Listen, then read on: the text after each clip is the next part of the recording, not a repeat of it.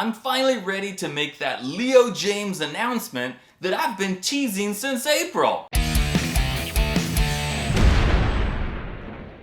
Hey guys, welcome back to the Bald Shredder channel. So you might remember back in April, I did the review and demo of this Leo Jaymz guitar, the Tempest. And then right after that was the NAMM show. So I went to the NAMM show, I went to the Leo Jaymz booth, and I met the man himself, Leo, from Leo Jaymz. So I started giving him suggestions on what he could do to improve this. Like the nut on this is too wide. It needs to be like a 42 millimeter nut. The neck is too big, too thick, too chunky. It's got a high gloss finish, make the neck thinner, don't do the high gloss finish, and some other suggestions. And he was really open, he was listening to everything I said, and after a couple of minutes he was like, you know what?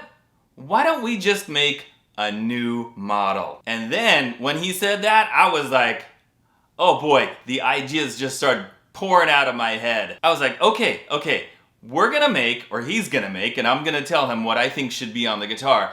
He's gonna make what should be like the ultimate 24 fret, 2 humbucker shred guitar that you can get on Amazon, with the goal being that it's right around $200. And he was totally on board with that. So that was Friday when I first started talking to him. So after the NAMM show, I went home that night, got on my computer, I typed up a whole list of everything, tried to think of everything from everywhere on the guitar, what he should do to make this like essentially the perfect budget 24 fret shred guitar. And then the next day, Saturday, it's the NAMM show again. I get there, I go straight to the Leo Jaymz booth and I've got my paper and he's like, oh, you went home and typed up a list. I'm like, yeah. So then we spent like another hour, 2 hours, I don't remember, going through the list. And even though I made the list, I'm still explaining in detail everything on the list. I'm pulling up pictures on my phone, showing him, I'm talking about that. It needs to look like that. You need this one, you need that. And he was really wanted to know in detail exactly everything to make this guitar. All right, so what are some of the changes that are gonna be on this new guitar?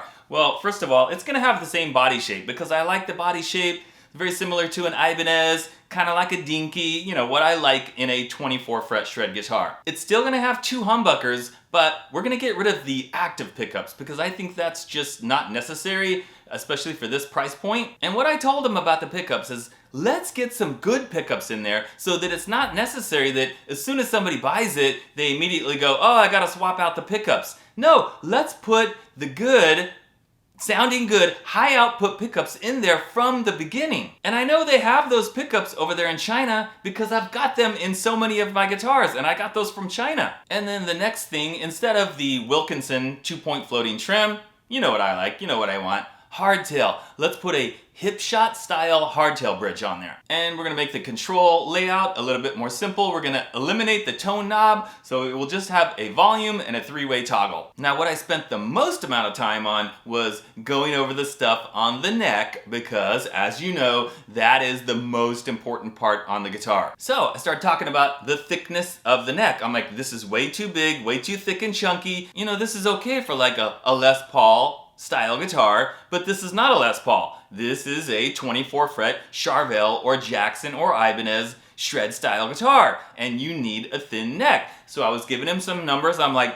20 millimeters, 21 millimeters. And he's like, 20 millimeters? I'm like, yes, that's what it needs to be. And we're gonna get rid of this high gloss finish. Again, this is not a Les Paul. You don't need a painted neck with a high gloss finish. We want a very thin matte or satin style finish with just like a regular maple neck. It doesn't need to be stained or anything. And for those of you that haven't had the pleasure of playing the Tempest here, you might not be aware, but the edges of the fretboard are really sharp. Like when they cut the wood, like they didn't sand it and round off those edges at all. So we spent some time talking about that. I'm like, those need to be rounded off a little bit, not too sharp. It's still gonna have the rosewood fretboard, but not the big block inlays. Again, we're trying to kind of differentiate it from the Tempest because it's not going to be the Tempest. It's supposed to be something new, so it's just going to have dot inlays. Now the headstock, you can imagine what I told him to do with the headstock, right?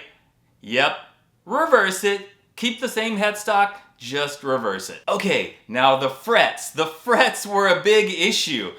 The most common problem with these budget guitars, the shred guitars, is that they never have the extra jumbo frets, or almost never. I shouldn't say never. It's rare. A lot of times they're medium jumbo or kind of jumbo, but very rarely are they really the extra jumbo, like a Dunlop 6100. You know, I gave him the numbers on that. I showed him the package of the Dunlop that had all the numbers, and like, this is how wide the frets are, and this is how tall the frets are, and what's important about the frets. We spent a lot of time going back and forth, and when he got back to China, he was researching it, looking, you know, he's got to check the suppliers, he's got to see what he can get, when he can get it, who has it, and finally he came up with something that I think is going to be really good as far as those extra jumbo frets. Okay, so that covers pretty much most of the features of what you're going to see on the guitar. I did not tell you the color because I want to leave something left for like surprise when I do the unboxing video. All I can tell you that it is definitely not going to be green, and I think you'll be pleasantly and happily surprised with the color. I've seen some pictures of the bodies already painted with this color, and they look great. Now, how about the name of the guitar? It's not gonna be the Tempest. You know, my original idea was like, well, here, make like the Tempest 2, you know, like an alternate version of the Tempest. And he's like, oh no, we're gonna make an all-new model, and it's gonna have an all-new name. And the name came from Leo. This was his name. So he decided that we're gonna call this the Monsoon. Monsoon. So yeah, the Monsoon. And if he gets everything right on the guitar, according to what I told him, the things that we talked about, the list of specs that I gave him, if he nails all that and gets it all right, this is going to be by far the best and the most killer 24 fret, 2 humbucker shred guitar that you can get on Amazon for right around $200. It's gonna be pretty amazing. All right, now you might be asking yourself, so is this a Bald Shredder signature guitar? Is this a Richard James signature guitar? And the answer to that is no. No, it's not. I did not ask him to make this a Richard James signature guitar. He didn't ask me, like, hey, you wanna call this the Richard James signature guitar? It didn't come up in our conversation, and even if he had asked me, I would have said, no, let's not do that, because at this point, I think it would be kind of silly. I'm not like a big enough name in the guitar world to really warrant like my own signature guitar, and I'm not gonna let my ego sort of get in the way and make me feel like, well, this should be my signature guitar. It doesn't make sense from like a marketing and a business standpoint, I think, at this point. So even if he had asked me, I would have said, no, you know, we don't really need to do that. So even though he had my full input on this, and really this guitar is designed according to what I feel would be the perfect 24 fret shred guitar, we're not calling it the Richard James signature guitar. There's just no reason to do that at this point. Okay, so when is this guitar coming? When's it gonna be available? When are you guys gonna see it? When can you buy it? Let me just say first that from the beginning, when I first talked to him in April, there's been no rush on this. And I was very clear to him about the importance of the quality control. Take your time. Make sure everything is right on this guitar.